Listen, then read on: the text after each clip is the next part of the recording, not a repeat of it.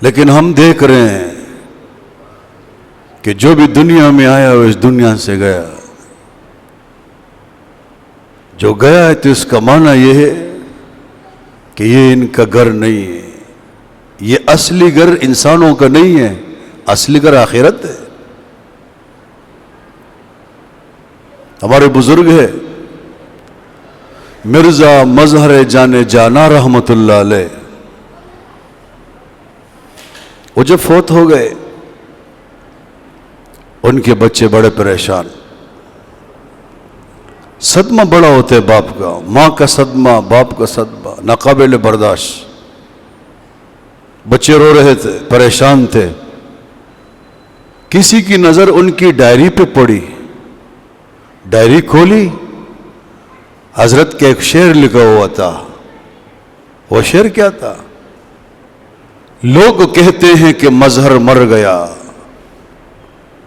لوگ کہتے ہیں کہ مظہر مر گیا اور مظہر در حقیقت گھر گیا. لوگ کہتے ہیں مظہر مر گیا، میں مرا نہیں، میں تو اپنے اصلی گھر جنت چلا گیا. میرا اور آپ کا گھر جنت ہے، اللہ ہمیں نصیب کرے. ہمارے بزرگ مفتی محمد حسن صاحب لاہور والے تقریباً ہر جلسے میں، ہمارے ہاں بھی ایسا کیا تھا،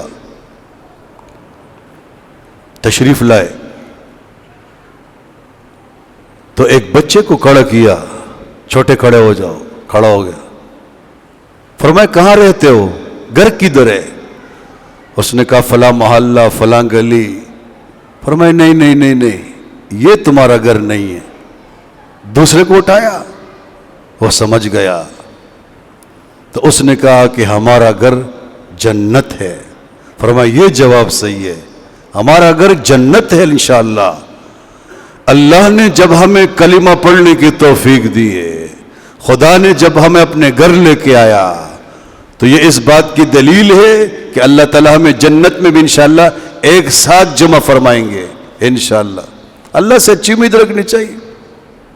اگر اپنے اعمال کو دیکھے تو جنت کی مستحق ہم نہیں ہیں، لیکن خدا کی رحمت دیکھے کہ جنہوں نے ہمیں مسلمان بنایا، نمازی بنایا، مزکی بنایا، حاجی بنایا، روزہ دار بنایا، تو یہ تمہ واقع ہو جاتی ہے کہ انشاءاللہ اللہ تعالی ہمیں جہنم سے بچائے گا انشاءاللہ.